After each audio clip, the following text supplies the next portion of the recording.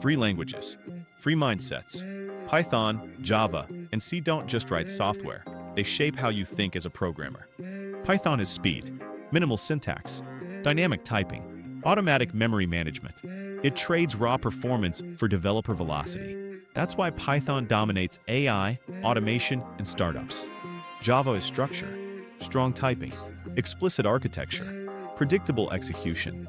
Java dominates enterprises because stability beats cleverness at scale. The compiler catches errors early.